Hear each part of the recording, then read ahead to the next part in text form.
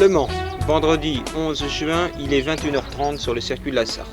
Et comme vous pouvez le voir, la piste est déserte, personne dans les gradins. Or, si le public ne viendra s'installer que demain, à partir de 8h, la course, en fait, pour les concurrents et pour les pilotes, a commencé depuis bien longtemps. À partir du début de la saison, bien entendu, et ici au Mans, à partir du début de la semaine, puisque les vérifications ont commencé mardi, place des Jacobins, en pleine ville.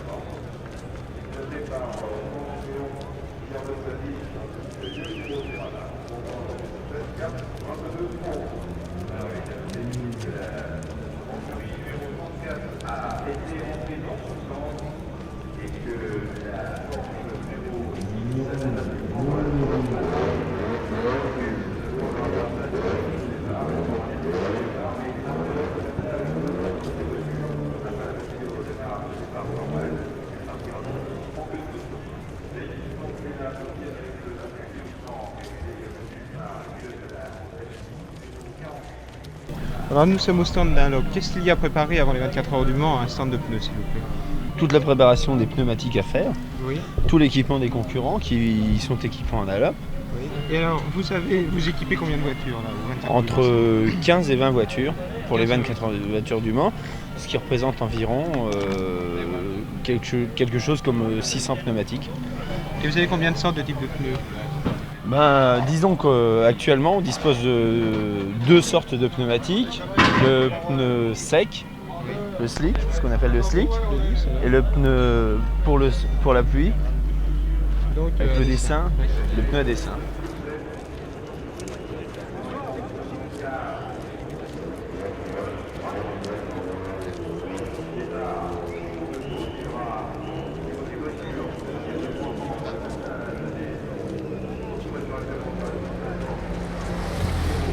Alors nous sommes au stand de Alpine Renault. Mais qu'est-ce que fait Alpine Renault 24 heures avant la course? Qu'est-ce qu'il y a encore à préparer sur une voiture qui théoriquement est au point puisqu'elle a fait les deux séances d'essai? De toute manière la voiture est au point, c'est certain, mais la seule chose après ces 2 séances d'essai, eh bien on s'est servi malgré tout du matériel et c'est une vérification tout simplement. On vérifie l'état des pièces, on nettoie les pièces, on reprépare un petit peu en fin de compte une voiture pratiquement neuve, mais avec les réglages ce que l'on a fait pendant cette séance d'essai. Est-ce que vous changez le moteur pour la course ou si vous gardez le moteur auquel ça vous essayez? Non, la première séance d'essai, on avait un moteur. Oui. La deuxième séance d'essai, on a le moteur de course que l'on rôde. Et là maintenant, le moteur est définitif. On n'y touche plus. Depuis la dernière séance d'essai, on ne touche plus au moteur. Alors cette Alpine A442 a été conçue pour des courses de 1000 km, des courses longues de sprint et long. Qu'est-ce que vous pensez faire sur 24 heures? Est-ce que vous êtes ici pour tenir les 24 heures ou beaucoup plus pour préparer l'année suivante? Eh bien justement, pour pouvoir préparer l'année suivante, eh bien, il faut essayer à tout prix d'aller le plus loin possible. Eh bien, on fera peut-être 15 heures, on fera peut-être 24 heures, mais n'empêche qu'on est venu ici pas pour faire 2 heures, mais pour faire 24 heures. Donc vos pilotes ont une consigne de tourner pour retenir, non pas pour faire un sprint. Si Porsche décide de mettre une voiture en avant parce que Porsche a 2 ou 3 voitures, eh bien c'est certain que je n'irai pas chercher à Porsche, je laisserai faire ce qu'ils veulent. Nous, on part pour faire 24 heures. Merci. Bon, Henri-Christian Rolland va poser quelques questions. Vous courez cette année au Mans sur une Altera. À votre avis, quelles sont les chances d'une victoire d'une voiture qui en est à sa première course? Bien, c'est en effet très dur pour une jeune équipe de gagner le monde, d'autant plus dur que la voiture Inaltera n'est pas faite théoriquement pour gagner cette course, dans la mesure où c'est une voiture qui répond à un règlement de GT prototype, c'est-à-dire qu'on a un handicap de 150 à 200 kg par rapport à un vrai prototype. Donc le but de l'équipe Inaltera n'est pas de gagner cette course, mais d'essayer d'amener ces deux voitures à l'arrivée le mieux placées possible. Tout a été fait dans un but de fiabilité, c'est-à-dire qu'on espère s'arrêter le minimum de temps au stand. Et dans ces conditions, vu le temps que nous avons réalisé aux essais, je pense que si on arrive à maintenir cette cadence pendant 24 heures, on ne devrait pas être loin des premiers à l'arrivée. Vous continuez les essais jusqu'à la nuit pour améliorer les temps? De toute façon, on n'essaiera pas d'améliorer les temps parce que ça ne sert strictement à rien dans la mesure où c'est le moteur de la course qui est dans la voiture. Oui.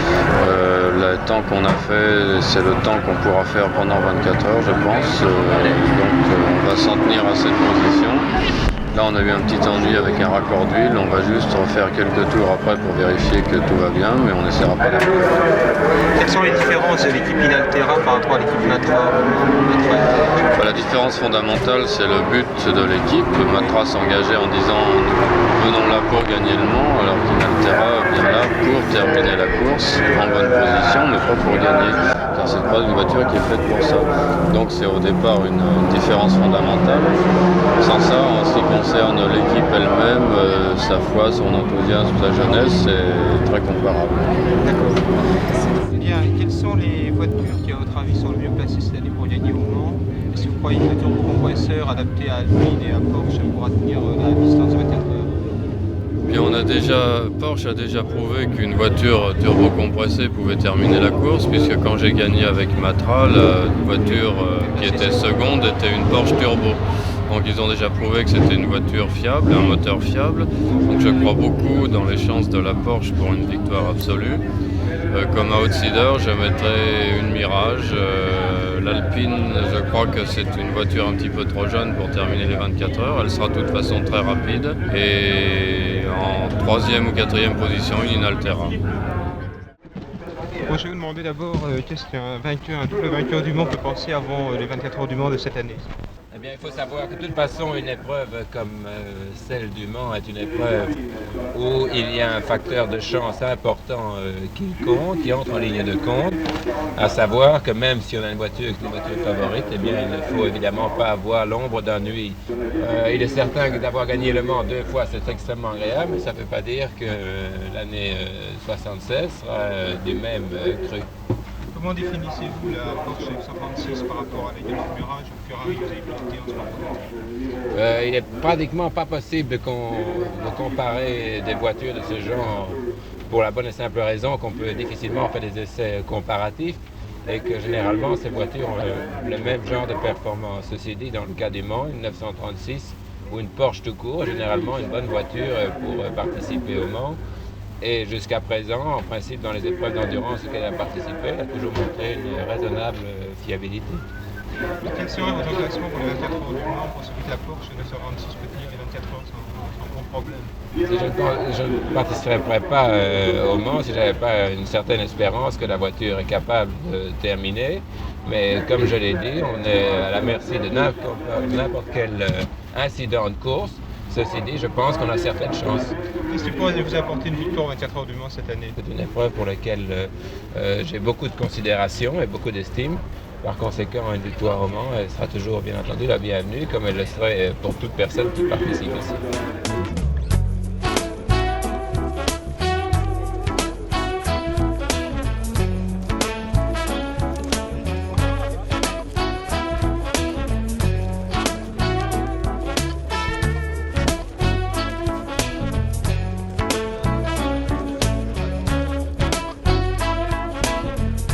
Teddy's rolling almost every night, skating backwards at the speed of light. He's chained in 1,000 little ways. He's chained, yes indeed. You know he's moving on there. Quels sont les problèmes que vous rencontrez pour participer aux 24 heures du Mans? Oui, alors évidemment, il y a d'abord le problème financier qui est le premier problème sur le plan automobile. Et en fait, les pilotes ont des contrats avec des annonceurs qui leur permettent de faire ces 24 heures du Mans. Et sur le plan des pièces, Porsche a un service compétition qui est très équipé et qui, dans ces grandes épreuves, se déplace avec toutes les pièces nécessaires pour les réparations. Alors, on a une équipe de mécaniciens qui pratiquement tous les mois se déplacent dans les grandes épreuves. Et donc ils connaissent la voiture très bien. Sur le plan mécanique, ça marche très bien. Qu'est-ce que vous avez fait pendant toute cette journée qui a passé, qui passait de la course? Il y a eu d'abord une première séance d'essai qui nous a permis de nous qualifier. On a d'abord recherché la performance pour se qualifier. Ensuite, nous avions une deuxième séance d'essai et on a mis à profit l'intervalle entre ces deux séances d'essai pour encore chercher à aller plus vite et à voir si certaines pièces tenaient ou tenaient pas. Et cette deuxième séance, elle a permis d'affiner un peu les performances avant d'aborder évidemment les 24 heures elles-mêmes.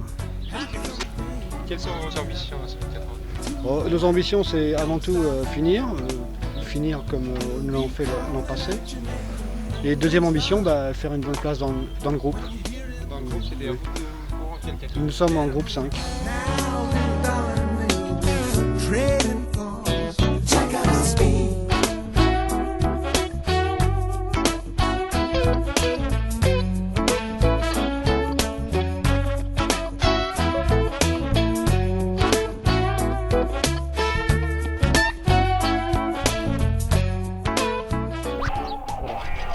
Bon, vous êtes ce qu'on appelle une petite écurie face à Porsche et Alpine.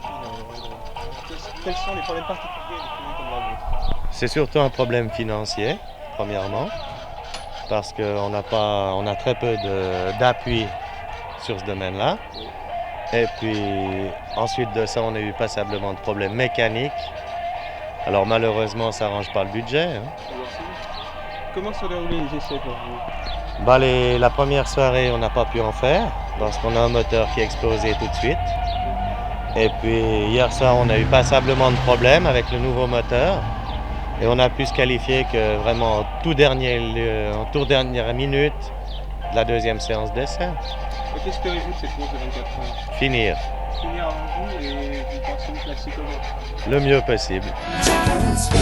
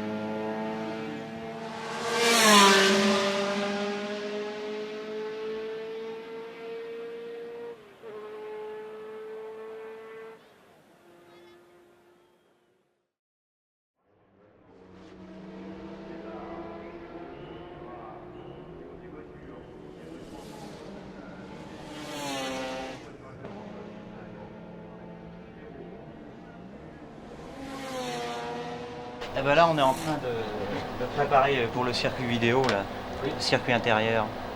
Uniquement à l'intérieur du circuit ou sur la piste? Alors, c'est-à-dire que là, on a une régie et à partir d'ici, on sélectionne des images, des caméras qu'on a sur la piste, de façon à envoyer ça sur une centaine de téléviseurs qui se trouvent dans le village.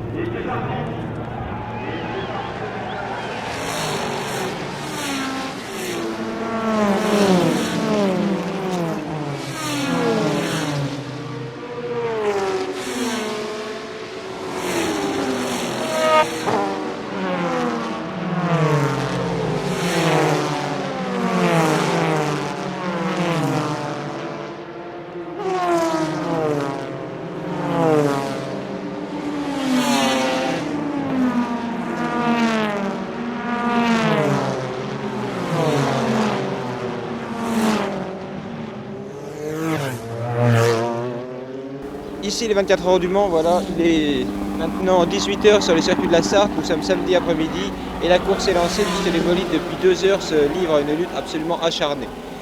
Bien sûr, c'est le travail maintenant des journalistes qui prend le dessus. C'est eux qui vont avoir à commenter la course, c'est eux qui vont faire le compte-rendu des diverses étapes suivant les horaires, suivant les heures de la course.